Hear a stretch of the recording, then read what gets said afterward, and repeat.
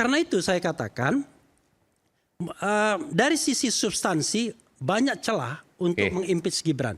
Cuma apakah impeachable, apakah prosedurnya apakah prosedurnya itu terpenuhi atau tidak?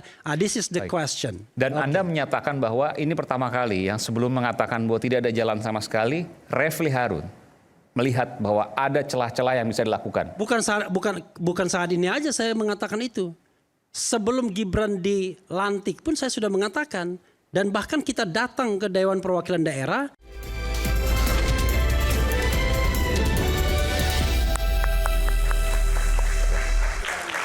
Tadi dibilang kita buka-bukaan, sekarang kita buka-bukaan. Kalau dari sisi Bung Ruliandi, nggak akan mungkin dari sisi undang-undang bisa, karena satu paket dan seterusnya. Saya tanya sekarang dari undang-undang juga mungkin, atau ada hal yang lain. Bung Refli Harun, pakar hukum tata negara, silakan. Tes 1, 2, 3. Jadi kalau Cadas, kalau Ruliandi ngomong kita dengarkan, tapi kan kita harus jujur. Beliau kan sekarang sudah di KSP, kantor staf presiden. Jadi kalau seandainya ada yang membela pemerintah wajar. Jadi saya bilang he is doing his job, ya kan begitu. Nah kalau yang mau yang independen yang ini, ya kan? Yang tidak ada afiliasi politik, tidak ada keterkaitan dengan pemerintah, dan sudah mengatakan tidak akan minta jabatan atau menjabat sampai 2029. Udah jelas kan? Nah karena itu saya berusaha bicara secara akademik. Begini. Kalau kita bicara mengenai undang-undang dasar itu ya, maka ada 4 klausul seorang presiden dan atau wakil presiden itu bisa dimundurkan. Pertama, mangkat, ya kan? Kemudian berhenti, diberhentikan, atau tidak lagi bisa melakukan kewajibannya karena cacat tetap dan lain sebagainya. Sekarang tadi Arief Puyono bilang nggak ada sejarahnya dan lain sebagainya. Jadi tidak hanya diberhentikan wakil presiden itu, tapi ada juga yang mundur. Hatta mundur kan begitu tahun 56. Kalau yang di impeach itu 2 orang, yaitu presiden ya, Bung Karno ketika dia pidato Nawaksara ditolak di MPRS diketuai oleh Hana Sution tahun 67, kemudian dia diberhentikan secara resmi dan kemudian dipilihlah Pak Harto. Kemudian berikutnya yang di-impeach itu adalah Gus Dur, Abdurrahman Wahid. Yang mengundurkan diri itu adalah Pak Harto. Jadi beda itu. Jadi 4 klausul tersebut itu sudah digunakan semua kecuali yang mangkat. Tidak ada presiden yang meninggal ketika dia menjabat. Ya. Karena itu biasa saja. Karena itu adalah yang namanya article of impeachment. Jadi kalau kita misalnya mau meminta seorang presiden dan atau wakil presiden diberhentikan, maka kita harus melihat 2 hal, substansi dan prosedur. Substansi itu agar sesuatu jadi impeachable, bisa di-impeach. Nah untuk bisa di-impeach ya 3 kategorinya.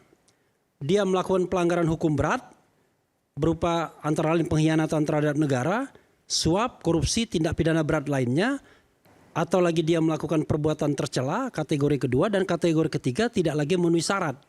Syaratnya itu adalah antara lain mampu secara jasmani dan rohani. Ke dalam 3 klaster itulah kemudian seseorang bisa di-impeach, presiden dan atau wakil presiden. Dan perlu digarisbawahi, memang presiden dan wakil presiden itu dipilih satu paket. Kita tidak seperti Filipina yang dipilih presiden sendiri, wakil presiden sendiri, kadang-kadang tidak ada kohesivitas. Tetapi kalau urusan impeachment, pemakzulan atau pemberhentian, ya urusan masing-masing, nggak main paket, ya kan? Jadi ketika Gus Dur di-impeach, ya Megawati yang mendapatkan berkahnya jadi presiden, ya kan? Ketika Soekarno di-impeach, nggak ada wakil presidennya, makanya kemudian tidak bisa melanjutkan masa jabatan sampai habis waktunya.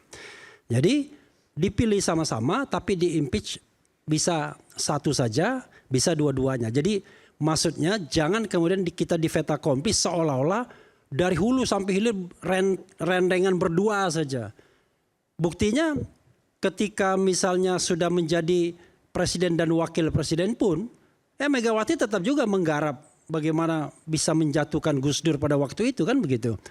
Emang tidak dibicarakan secara politik. Tidak hanya konstitusi tetapi juga politiknya jelas. Nah sekarang pertanyaannya adalah apakah secara substantif Gibran ini bisa impeachable? Maka kita bicara kan bukan hanya hukum yang saat ini. Tapi kita bicara kemungkinan-kemungkinan yang bakal terjadi walaupun belum terbukti. Tapi saya mengatakan sudah ada yang terbukti.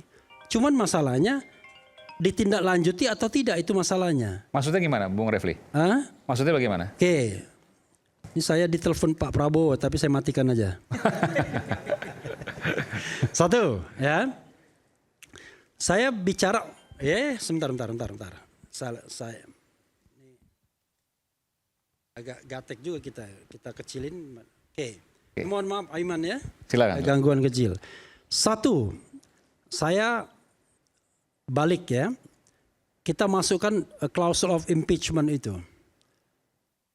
Yang namanya perbuatan tercela itu salah satu klaster kan. Nah perbuatan tercela itu salah satunya judi, mabok-mabokan menurut Undang-Undang Nomor 7 2017. Tapi tidak terbatas itu saja. Perbuatan tercela itu bisa apapun yang dipandang tidak layak. Ya kan? Mohon maaf nih. Ada wakil presiden misalnya pipis di pohon misalnya. Itu bisa di-impeach. Asal tadi prosedur politiknya jalan. Oke? Nah sekarang pertanyaannya adalah ada satu spekulasi yang saya bilang under table. Yang mengatakan bahwa wakil presiden ada terlibat drug. Oke? Itu kan isu publik. Oke? Nah, satu.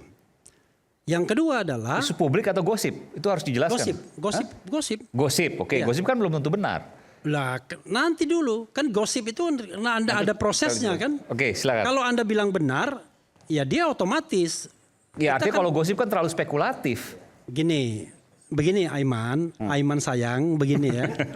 Yang namanya Ya, saya harus adil juga di sini. Maksudnya jangan kemudian gosip muncul gitu kan. Begini, sesuatu hal itu nanti saya kasih prosedurnya. Oke. Semua hal itu kan harus ada prosedur politiknya. Oke. Nah, yang kedua adalah isu soal ijazah. Ya, ijazah itu juga bermasalah karena Gibran tidak pernah tamat di SMA di Indonesia. Pertanyaannya adalah apakah ijazah yang dia dapatkan di Australia dan Singapura itu kompatibel dengan SMA atau tidak? Kan itu juga pertanyaan. Oke. Belum terbukti, memang belum terbukti, orang belum diverifikasi. Dua. Yang ketiga soal Fufu Fafa. Soal Fufu Fafa itu kalau pakai Roy Suryo 99,9%, lagi-lagi Roy Suryo ya kan. Itu adalah Gibran. Dia sudah membuktikan macam-macam. Dan Fufu Fafa itu, itu kan perbuatan 5-10 tahun yang lalu. Menghina dan lain sebagainya. Tapi jangan lupa, dia tidak mengakui hingga saat ini bahwa itu adalah dia. Dan itu kebohongan publik. Dan bisa masuk dalam perbuatan tercela. Oke, 3 kan sudah. Yang keempat, kalau kita bicara tentang kemampuan jasmani dan rohani, no doubt. Secara jasmani barangkali nggak ada masalah. Tapi secara rohani kalau dia memang betul ada hal-hal yang aneh. Kalau Dr. Tifa kan selalu coba lihat matanya ketika dia bicara, ya kan? Coba lihat. Nah, maka kita bisa mempermasalahkan kemampuan rohani. Artinya kemampuan yang sifatnya tidak fisikal kan? Otak. Ya, ini supaya nggak terlalu jauh soal gosipnya. Kemampuan rohani maksudnya apa nih? Sesuatu yang sifatnya non-fisikal. Penyimpangan, saya boleh katakan itu? Ya Anda kalau ada drug dan lain sebagainya kan pasti ada masalah, benar nggak? Secara non-fisikal pasti tidak akan mampu kan? Oke. Nah, 4. Yang kelima yang bisa kita lihat adalah seandainya Gibran ini terlibat dalam konspirasi putusan MK, konspirasi loh saya katakan, kita tidak bicara lagi mengenai putusan 90-nya. Tapi kita bicara kemungkinan ada konspirasi dan itu misalnya proven, ya kan? Maka itu bisa impeachable juga. Oke? Nah, saya mengungkapkan 5 hal. Karena dia sudah menjadi wakil presiden, maka berlaku yang namanya privilege. Sebuah keistimewaan prosedural. seorang presiden dan wakil presiden tidak bisa diproses dengan prosedur biasa. Dilaporkan ke polisi, nggak bisa. Karena konstitusi sudah mengatakan untuk hal-hal yang saya sebutkan tersebut hanya berlaku yang namanya the procedure of impeachment. Mulai dari pengusulan oleh DPR, 2/3 minimal hadir, 2/3 harus setuju, kemudian ke Mahkamah Konstitusi, balik lagi ke DPR, kemudian DPR mengundang sidang MPR. Dari sisi substansi, itu bisa akan diklarifikasi kalau ada kemauan politik. Kemauan politik itu harus ada di DPR dengan membentuk panitia angket. Oke? Dan kemauan politik itu kalau seandainya dianggap terbukti secara politik, maka akan diuji di jalur hukum di Mahkamah Konstitusi. Maka impeachment dalam era Undang-Undang Dasar yang baru ini relatif jauh lebih sulit dibandingkan pada era sebelumnya sebelum perubahan Undang-Undang Dasar. Kita ingat yang namanya Wapres Budiono mulai hari pertama dilantik itu terus menerus dilanda isu mengenai bank senturi. Tapi sampai akhir tidak bisa ada impeachment karena kemauan politiknya tidak ada. Nah, sekarang pertanyaannya adalah kalau seandainya gedoran dari purnawirawan ini memang kuat, bukan tidak mungkin menjadi trigger mechanism. Kalau kita bicara sebuah trigger mechanism, maka berlaku seperti apa yang dilakukan terhadap Soekarno dan Gus Dur. Akhirnya di-impeach. Soekarno kurang powerful apa? Panglima besar, panglima revolusi dan lain sebagainya, semua atribut ada. Tetapi jatuh juga dengan proses impeachment. Tapi setelah ada kematangan politik kan, pematangan politik, demo mahasiswa dan lain sebagainya. Tahun 67 jatuh. Pak Harto tidak sempat di-impeach, dia mengundurkan diri. Mungkin dia tahu diri pada waktu itu. Tetapi Gus Dur di-impeach juga. Jangan salah. Gus Dur itu ya, kalau dulu impeachment di dalam Undang-Undang Dasar itu, kalau Anda sungguh-sungguh melanggar daripada haluan negara, maka akan diperingatkan. Jeger, ya kan? 3 bulan tidak dilaksanakan, tidak diperbaiki, peringatan kedua jeger. 1 bulan tidak diperbaiki, sidang istimewa. Kan begitu? Gus Dur itu dituduh dengan terlibat korupsi dari Yayasan Bulog. Ya. Dan bantuan Sultan Brunei pada waktu itu. Tetapi dia di-impeach karena apa? Bukan karena itu. Dia di-impeach karena ada sebuah akselerasi, yaitu pengangkatan Kapolri, Bimantoro, dengan ada penggantian Bimantoro dan Hairudin Ismail. Dan yang kedua apa? Yang kedua dia bubarkan DPR. Terjadi eskalasi, saat itu juga berhenti. Jadi sebenarnya sudah disconnected dengan aturan formalnya sesungguhnya. Tetapi politik memang begitu. Habibie misalnya.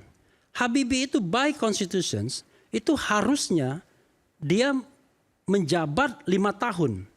Jadi ketika dia menggantikan tahun 98, harusnya sampai 2003. Apa yang terjadi? Setahun aja dia.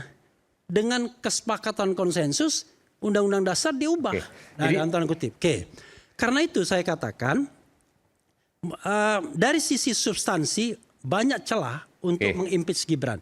Cuma apakah impeachable, apakah prosedurnya itu terpenuhi atau tidak? This is the question. Dan Anda menyatakan bahwa ini pertama kali yang sebelum mengatakan bahwa tidak ada jalan sama sekali, Refli Harun melihat bahwa ada celah-celah yang bisa dilakukan. Bukan saat ini aja saya mengatakan itu. Sebelum Gibran dilantik pun saya sudah mengatakan.